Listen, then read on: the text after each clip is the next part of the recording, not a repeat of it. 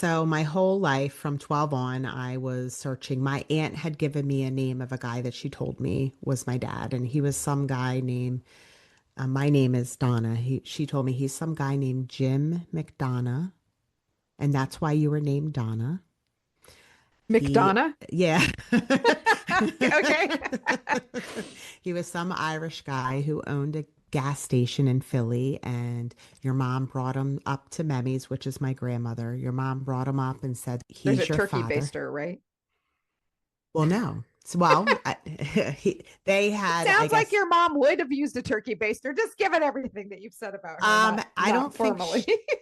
no, I think she would much rather have sex with anyone than use a So turkey. I call that informal sperm donation. Yes, yes. So there was a lot of informal sperm donation as far as my mom is concerned. So my whole life I looked. I ended up finding his brother. His brother was like, "No, yes, he knows about you. No, he doesn't want anything to do with you. He has a great life. He doesn't want anything to do with you. The only thing I can tell you is that he is finally happy in his life." So that was devastating to me. But I dealt with it. I went to therapy. I dealt with the additional abandonment in my life, and I moved on. This all happened when my son was born because I wanted to find my roots.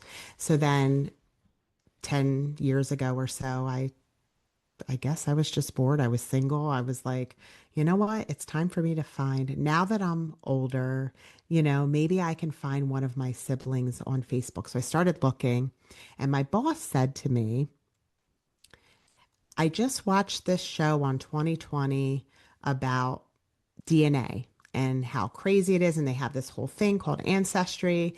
And I was fascinated by it. So I bought myself a kit.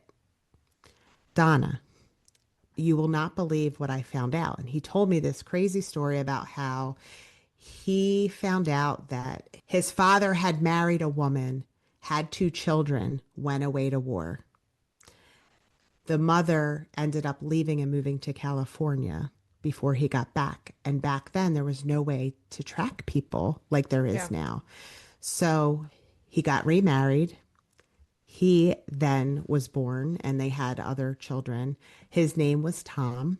My boss's name was Tom. He found out through that DNA that he had an older brother named Tom also. And that he had a sister.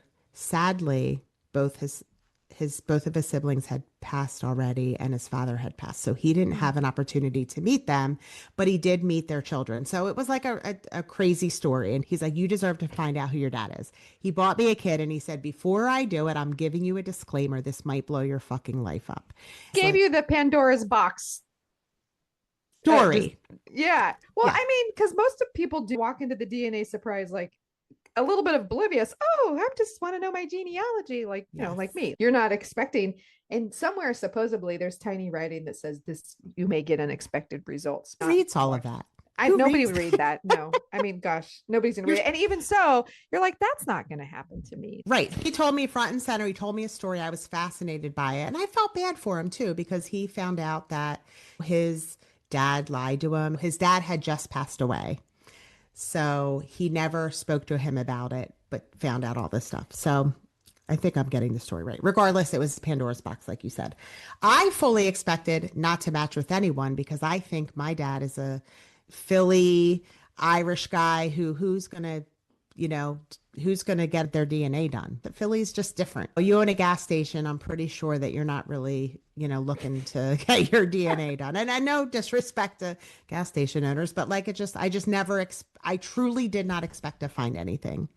So just like your story, it was like, I don't know, I got up to pee at like 4 in the morning and I got a little notification on my phone. It says, ping, your DNA results are in.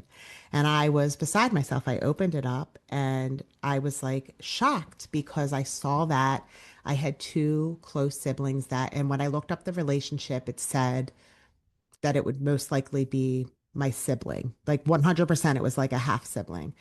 And then I noticed that first I noticed I was Jewish. And I was like, what the fuck? Like, I'm a That's a Jew. weird gas station owner. Right. So I was like, what the? Well, immediately I thought about this guy, Dr. Best, because he and my mom had had an affair for many, many years, and he was Jewish. So I was like, oh my God, I'm Dr. Best's daughter.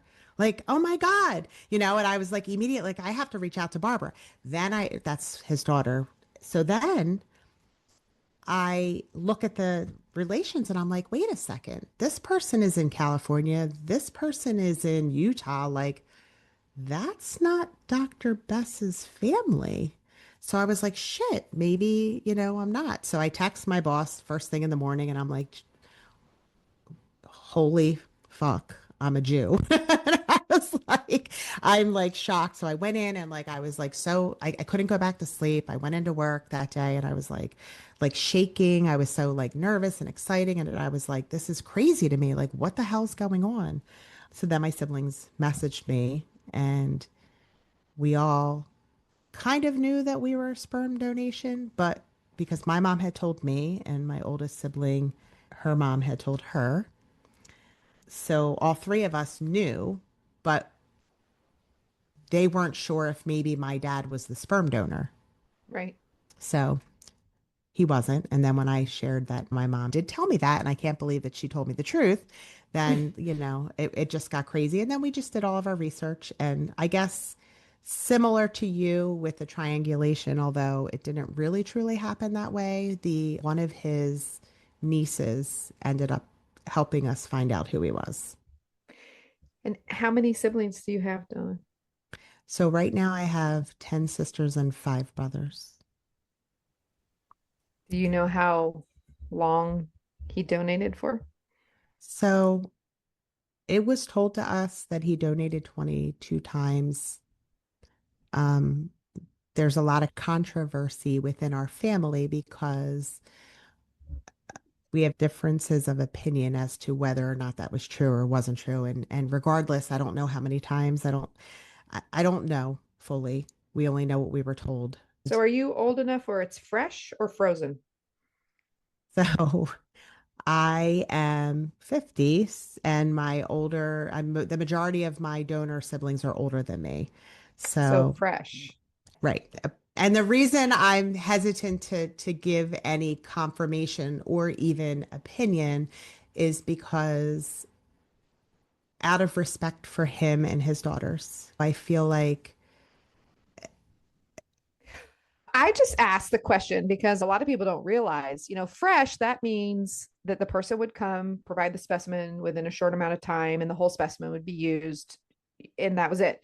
But if it's frozen, they can take one specimen and divide it into 20 straws and then sell those straws. And so if you are the product of a donor whose sperm is frozen, you could, I mean, I have a friend who has 195 siblings, right? yeah. So and he went from fresh to frozen.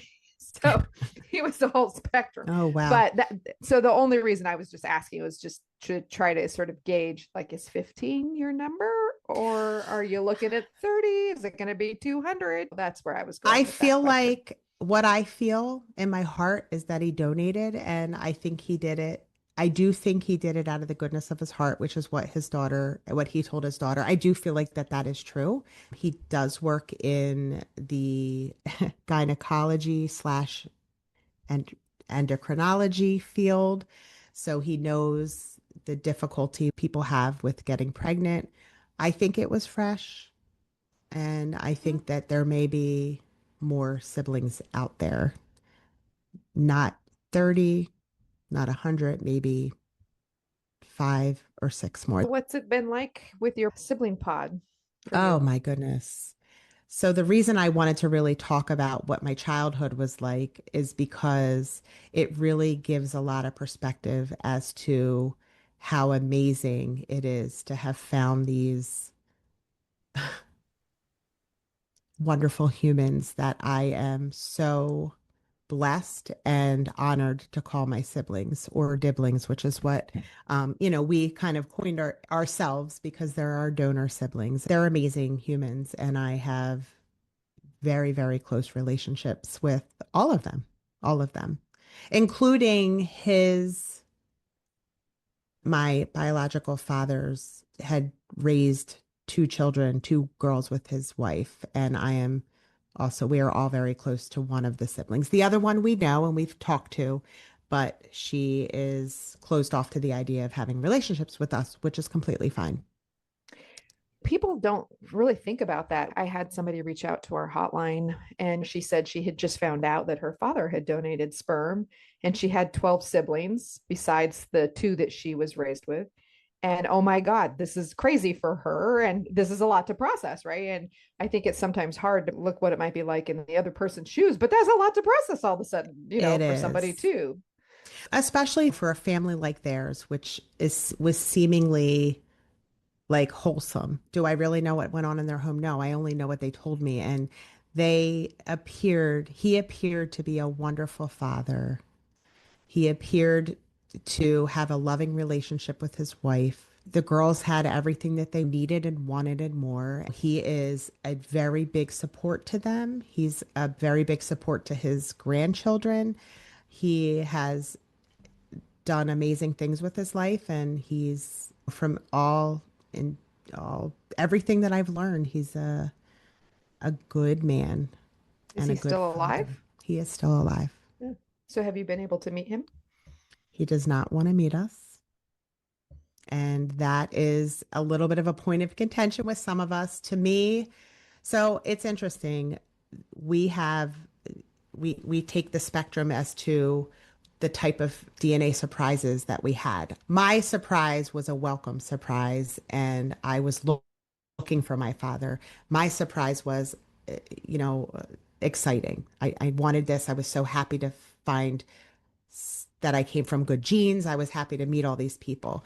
Some of my other siblings had the opposite. They had been raised by a great father and a great mother, and they don't want to hurt them by telling them that they found out. And it's secret. And then I have some of them who are angry with him for not wanting to have a relationship with us because we didn't choose to be brought into this world. So we have like a whole spectrum of differences of opinions. The good thing is that we all respect each other's opinions and we respect him. He gave us life. He gave us our medical history. And as soon as we had someone contact him, he did give us our medical history immediately.